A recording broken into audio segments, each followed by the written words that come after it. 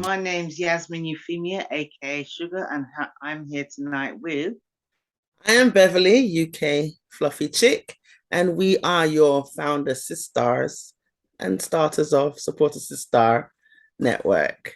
And we have with us a wonderful guest from Ghana. Oh, I'm Valerie Bulgin, and I'm in Ghana. Right. Good evening, Valerie. So I saw a post and I reached out to you because you've moved to Ghana. Was you originally in the UK? That's right. Okay. I was born and brought up in Essex. Okay. Yeah. Went to uni, had my children first, quite young then. Once they were old enough to start school, then I started to re-educate myself, went to college. After college, started working. So started my career, but children were still younger, but yeah. Okay. Went to uni. So I did it a bit back to front, but everything got done in the end. Okay, so sorry, I didn't mean to cut you. What was you saying? Sorry. Oh, I was just saying about my educational background and what I've done up until this point. I did a degree in human resource management with business. Okay. And I was always interested in business, and I think I got bored of just being in the rat race. Getting the same amount of money every month, didn't matter how hard I worked, how much I applied myself. Yeah. Seeing people that I trained and developed get jobs above me, I just, yeah. Yeah. I just got fed up with that, I think. Yeah. It's the glass ceiling again. Yeah. That's it. It was being a Black woman, you're interviewing all these people that are earning these huge salaries, and then they come to you of how to manage their staff, but basically they haven't got a clue and they're earning double your money. And I just couldn't. Yeah. So when redundancy was an option, I took the option. Okay. And decided to move on. So what is your showcase feature? What is it that you do? I have a business where I sell home use items. So not everything is used. Some of them some are Sainsbury's, Habitat, Tesco's, and I import. So I import containers with all these things in. And I'm not from a sales background initially, or originally rather, but I just thought, let me give it a try. And it's been very awakening, very interesting, very stressful, but great fun. Yeah. So that's what I do, really.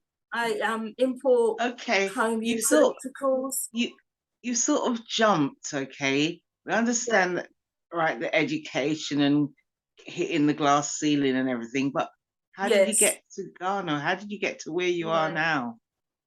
Both of my parents are Ghanaians. And when I was 4 was the first time I came to Ghana, and I loved it. I loved to see people that were doctors, people that were lawyers, people that had influential careers, and they were Black. I'd never seen that before, and I just thought it was amazing. Like people like me who looked like me in positions like that, even as a young child. So in the 80s, before I started secondary school, my mum brought me to live here just for a year, and I really, really enjoyed it. I just felt at home. I automatically felt at home. And when we went back, I always promised myself that I'd return at some point. Yeah. So I always wanted to come back. But then I had a family, I had my kids, responsibilities, and I thought, well, Ghana might not be for them. They were born and brought up in the UK. But when they were of a certain age, but my kids are now in their 30s, I said, let me leave. So I left them. They're fine. Like I speak to them mostly every day, every other day. And I just came to Ghana. Yeah. Excellent.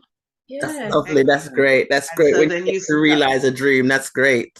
That's it. That's it. It's the realization of a dream. I had some trauma. I lost my husband. And I think at that point, I thought, if you are ever going to do this, now is the perfect time. Because none of us know how long we have. Exactly. I wish I'd done this and I wish I'd done that. So just do it. Yeah. So that was it.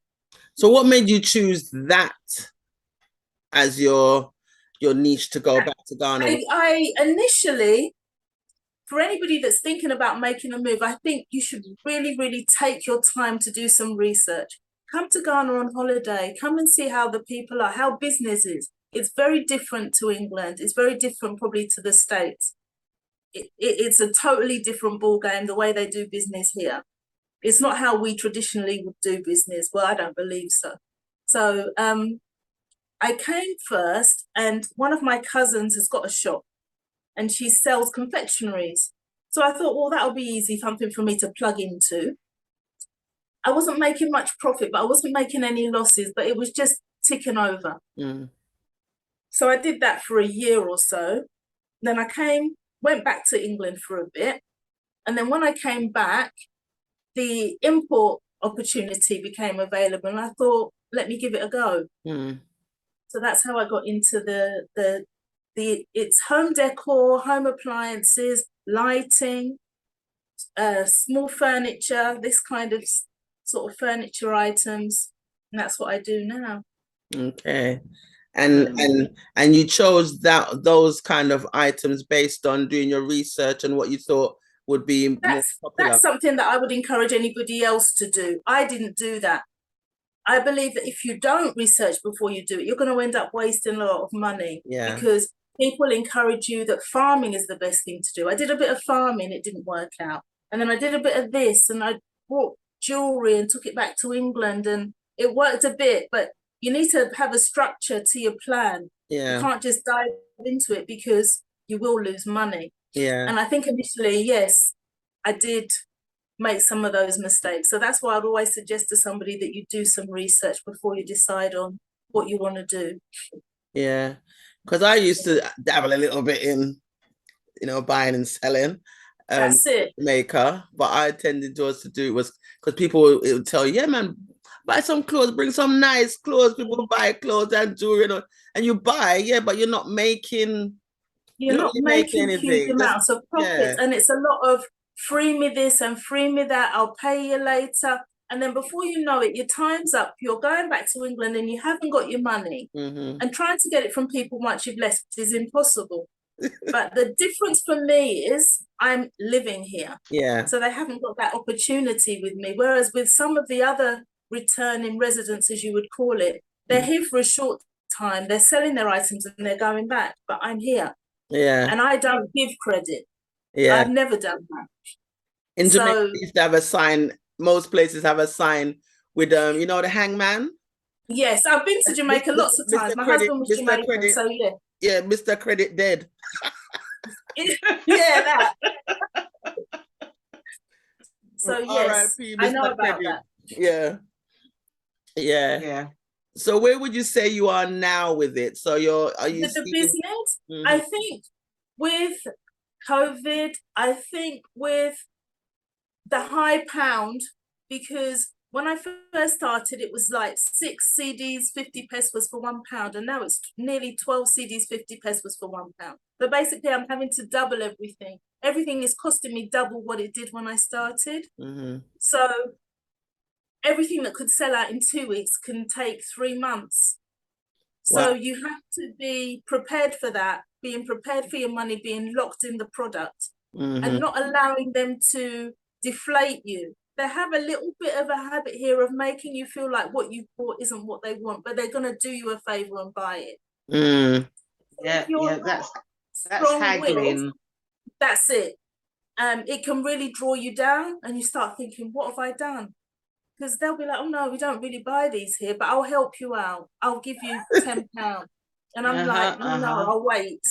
But these are all here and they're all going to break and they're all going to fall apart, and I don't take any of that anymore. I mean, I've been doing this now for 4 years in the same location I'm in. I've been there for 4 years now, and it's fun. It can be frustrating. They're quite frustrating, but it's fun.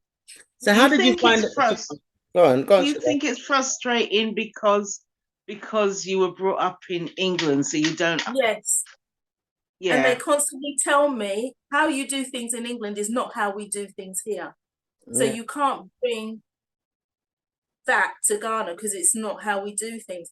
I think like Morocco and Marrakesh and places like that where they're used to haggling. I'm not used to that. Yeah. And if something's 150 CDs or 150 pounds, I'll say that's what it is. When I'm really meant to say it's 200 and then give them a reduction. But I forget. Yeah. So if I say it's 150, they will want it to be reduced. And I have to remember that. Yeah. And it's against my principle to lie. So it's been quite difficult that. Yeah. So you have to have a percentage uplift. You can't say this is $12.99 because I won't buy it. Yeah. And it must be a very hard learning curve, because strange you should mention Marrakesh and Morocco, because I have also been to you know those how it places is.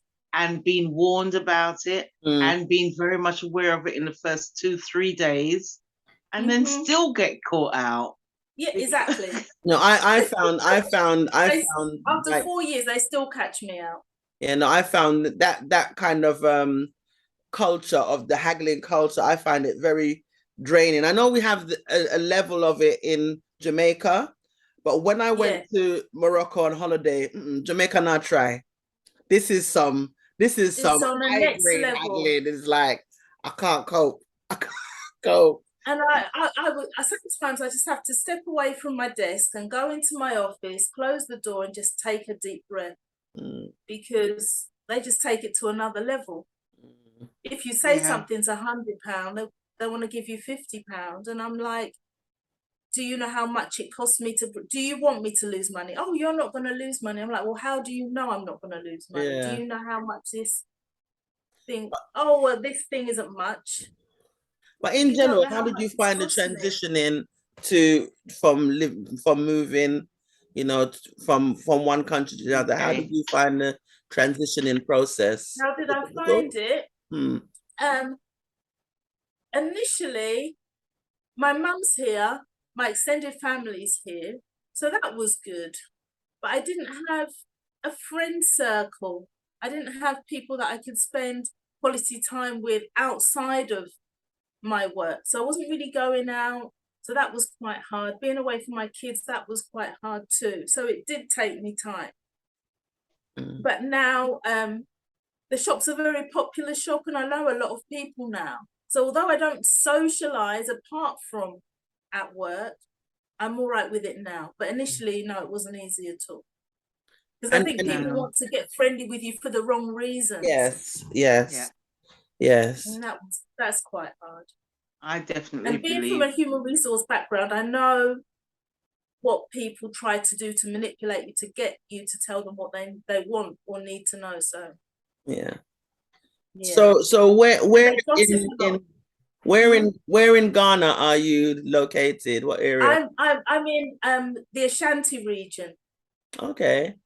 I'm in the Ashanti region, so I'm in Kumasi. Okay. So Accra's like the main capital, and I'm in the second city. I've been there on holiday. Oh, you have? Yes. I was in Tema. Okay. I visited community number 1 or whatever. I've been there. But only in a visit. Yeah, but I visited Kumasi. I loved the feel of Ghana. I really did. I would like to go back to get a real like how it really is. Yes. Because I did it reminded me so much of Jamaica, because like even I went to the market in Accra, and the way how they're walking and calling out what they're selling, the bus. That's it. It's the same. I mean, I've been to Jamaica many times and I didn't feel out of place. I just felt like I was at home, but by the sea. Yeah. That's how it felt. Yeah. They're very similar. Yeah. In their personalities as well, and some of the way they behave. They're very similar. Yeah. But I don't regret them. What is the name of your business? I'm Home Appliance Ghana. So I'm on Instagram. I'm on Facebook. I'm on Google Maps. So you can find me any of those ways. I'm approachable, so you can come see me in the shop. And sometimes when people are thinking about relocating, they want to bring everything with them. But I sell a lot of the things that they would need. I sell air fryers, I sell fridge freezers, I sell Vax Hoovers. So maybe for some people, it might be easier to just come and get them from me. And the prices, that was one thing I found difficult. Obviously, I buy end of line stock. So sometimes something that would be £300 in the UK, that I can sell it for £50, £100. And I find that hard to do because I'm like, well, I know that this is worth a lot more than that. But I have to remember, I'm not dealing with that market. I'm in Ghana now, and their income levels are different. And they didn't know about Hoovers. A lot of the products I came with, people weren't buying. They weren't buying Hoovers. They weren't buying air fryers, definitely not. They wanted deep fryers. They didn't know what air fryers were. But now I've educated them and they're buying. So it's all good. So do you think if you concentrated on your market to the returning residents, you would have got back up on your feet quicker? Yes. I think there's two things. I need to position myself right in the market, and I should, if possible, I need to break into Accra, because that's where most of the people who do come, they're either in Accra or Tema or Cape or Takoradi. Kumasi is more somewhere like St. Mary, where people who are actually from, like, you'd go to Mobay because Mobay is a touristy place. So you'd go to Accra, you wouldn't necessarily come to Kumasi unless your family was here. Yeah. So I understand. Probably it could be better to be in Accra, but this is where my family is, so this is where I am. I prefer there. I need to capture the returnees. No, I preferred Kumasi, if I'm honest. That I felt like I was in Africa when I came to Kumasi. That's it. So when I came to Ghana with my Jamaican family, like my in-laws, when they got to a Kumasi, they're like, right, now we're in Ghana. Because Accra was like Kingston, it was very hustle and bustle and loud and dogs barking. But when they came here, it was more of a, I don't know. It's not even so much of the loudness, because, I think for me, I found with Accra, it felt more very westernized. Yeah. Western replicating, if that's such a word. Yeah, but it's true. But maybe for me, from a business standpoint, they wouldn't be asking for reduce this and reduce that because they're just a different clientele. But rents are very expensive in Accra. Accommodation is very expensive in Accra. Here I'm with my family, so I don't have all those overheads. But this market is a different market. So when people are thinking about it, they need to think about where they want to position themselves in the market. Yeah, but although you're not in what I'm going to call the central area, how do you get your products to people? We have like something similar to Stagecoach. So it's like a VIP. So the VIP bus, they leave every hour, every 2 hours. So I've got a local distribution point where I can take the things to them, give them, ask for it to be paid at the other end, or I pay, and then the things can be sent to them wherever they are, whether they're in Accra, whether they're in Tema, whether they're in Cape. There's different places where you can send, and then they go and pick up from the station. The only thing, for example, if it's a glass blender, those things can get broken, so I don't tend to send those things. So but I've got distribution routes, and if it's within Kumasi, then I've got motorbike riders that can take it. Okay. So distribution is sorted out. When it comes to ordering, how do people see what you're offering? I have a WhatsApp group that people can join. I can join even if they're not in Ghana or wherever they are. I can join them up. They can be on the group. I'm always online, so that I send out all my products so that people can see what's new, what's come in. People even order that way, and then I just send them out. Is that like you sort of do pre-orders? They have to pay before I send out, and I have to pay for the delivery either at their end or give it to me before it leaves. I wouldn't. It's not cash on delivery. No, it's not cash on delivery. But a lot of people in Ghana like to know you have a shop. So why it's okay to do online business, once they believe and trust in your products, they want to see you have a base. Yeah. And once they know you have a base and that you're a secure business, then from there on, they don't feel the need to come to the shop all the time. Yeah. Yeah. So So sometimes do I'm you making actually sales, have a but shop? I Do you? do. I have a shop in Kumasi. It's a big shop. Okay. Yes. Okay. I have a big shop. Excellent. So I was lucky with that. So all right, so you've got there, you've established yourself, you've learnt by default what That's you it. can and cannot Exactly. do and where you should be heading. What Yeah. what is your ideal goal? I've looked at the markets, and what I really enjoy doing is interior decor, selling the interior decor items. So what I would like to do, because I think people here build beautiful houses, but they don't focus that much on the interior. The houses look fantastic from the outside, but when you get in there, it's a little bit dark. It's not. So I would like to be more into interiors, as well as supplying them the interior decor, going into their homes and setting them out and talking with them and working out how best we can make their homes look the best they can. So yeah, and staging. For here, when people are selling a house, I think it would be a good idea if they could stage it, Yeah.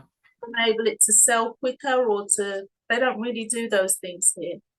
I think they mix too many colours and they have too many pictures on the wall. But that's me. That's my personal taste. Yeah. But yeah.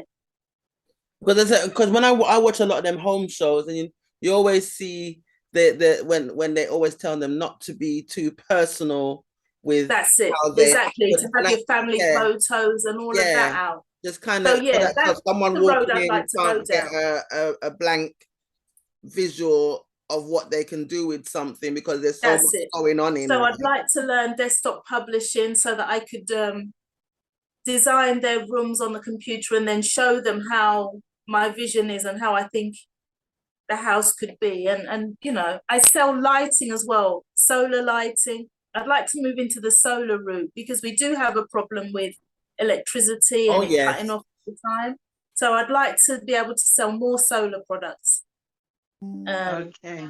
And I'd like to be able to assist like single mums who want to work, for example, but maybe they've got their kids at home and stuff. So I encourage them to come to the shop, take pictures. You've got the friend base. I haven't. Take pictures, put them on your WhatsApp. If you get a sale, the person sends you the money, you come and buy the product. I haven't got a problem with that. So I want to try and encourage them to buy that way. There's a name for that, isn't there? I can't think of what I it don't is know. just What's it now. called? Can you think of what it is, Fluffy Chick? No, it's like having subcontractors for selling, isn't it? I suppose like an Avon or something. I don't know. Yeah. Like on commission, exactly. it's commission-based It's not sales. necessarily a commission from my side. I do. Oh, for them. If I sell them a light and it's £100 and they want to sell it for 120 or whatever they want to sell it for, that's fine. But I always say to them, once you let your customer know where I am, don't be surprised if they don't go through you anymore. That happens. Yes. I'd like to encourage. And another thing I found difficult here is staffing. Honest, hard-working staff. Not happening initially, but once they find out the ins and outs and they start to feel comfortable, they totally change. So that's not easy. That part is not easy. That's been the hardest, I think. Okay. Is staffing. You need. It is very hard. It is very. You're lucky if you get one good person that you can depend on, but it's like you never know. You never know. And the damage that they can do in such a short space of time. They can also work with the customers against you. That's also hard. So yeah, that's been one of the downsides. But I'm working on it still. Okay. Well, is there? So we know where you come from. We know how you've built. We know what your dream is. Is there anything you think that we've missed out? I don't think so, unless there's anything else that you want me to cover. is to research and maybe come here for some holidays and maybe come here for 3 months or something, but don't just jump in head first, because you will end up losing money. Where I want to go is I want to become more interior. I sell kettles, blenders, irons, clothes horses. I sell furniture, like habitat furniture. Okay. But your catalogue is actually But I'd like to do more of the furniture because that's what I like. Okay. So your catalogue is actually on the WhatsApp group. So would we be able to have that? Yeah, you can go onto Facebook and find me. You can go onto Instagram and find me, or you can join the WhatsApp group. Okay. All of those things will have the goods on there, so you can see. Every container that I do is different. So what you might get one container, you might not necessarily get in the others. Sometimes I have candles, picture frames. Basically, it's returns. So what's been returned is the things that I buy and then bring them to go. So. Okay. And the name of your business again, just to reiterate it. Home Appliance Ghana. Home Appliance Ghana. Okay. Home Appliance Ghana. Okay. Okay. Excellent. Makes it worthwhile when I see that they're happy with their product and they're using it. Yeah. I always ask them to send me pictures so that I can post and people can see the goods actually being a benefit to people. Yeah, because that's what it's all about, isn't it? It's about sharing. That's it. Sharing ideas and yeah. That's it. Perfect. That's it. But I do love what I do, and that's the main thing. When you love what you do, all the obstacles, all the negatives and all the problems, they just pale into insignificance. It's just like water on a duck's back, because that's what I do. Nothing's gonna scare me. This is what I do. That's it. Yeah, you can't put that's it. Yeah. So yeah. So let me ask one last question before we sign off though. Do you do sales in the other direction? Like when do you come back to England on holiday at any time? I would like to do, but sometimes with customs it can be a bit difficult, because if you want to bring sheer black batter, black soap in very large quantities, it can be a bit tricky. And if you're bringing the raw goods. I would like to, but I've tried it a few times and they gave me a little bit of grief, so it kind of put me off. But what I do like to do is bring the clothing. I was just gonna say, the fabric. Maybe I'll mix up a denim and then I'll put some African print in it. Not the whole thing African print, but masks. Yeah. When we had all the stuff going on. Yeah. Like little kids, little crop top kind of. I want to, but I need to think it out properly. Yeah. Okay. So what I did was I did some lamps and I put the African print around the shade. Yeah. And nobody here would buy them. They said they were too local. Yeah. But I know that I have a market for that back in England. Yes. Yeah. Definitely. So I'm thinking about that. Yeah. Because it's funny because like I said, when I went there and I see like the people in Accra were more into wanting to wear the name brands and the westernized clothes. And I'm thinking like, I'm in Africa, I want to see the prints. I want to see all that, and no one wants to wear it. Like I'm thinking, they want to be more westernized. But people in Kumasi are a bit different. Yeah. But I have to make sure I go to the right places to buy these things. There's traditional weavers. Yeah. So there's a place in my region where they actually do the weaving, the traditional weaving. Yeah. Not the kente print, but the actual weave. Yeah. Like you need to find it at the cheapest possible price, so then I can sell it back in England and make, a decent profit on it. I'm not trying to make huge money. I just want to be able to cover the cost. Cover the cost, obviously. Exactly. Yeah. So that's something I'm thinking about doing for the export side. Right. Yeah. But anyway, it was a pleasure having you. Thanks for joining ladies. us. And thank you very much. Yeah. And hopefully from sharing you and making people aware of you, it will help me, and hopefully it will help somebody else. Yeah. Night. Lovely to meet you. All right then. You take care, ladies. And you take care. Bye.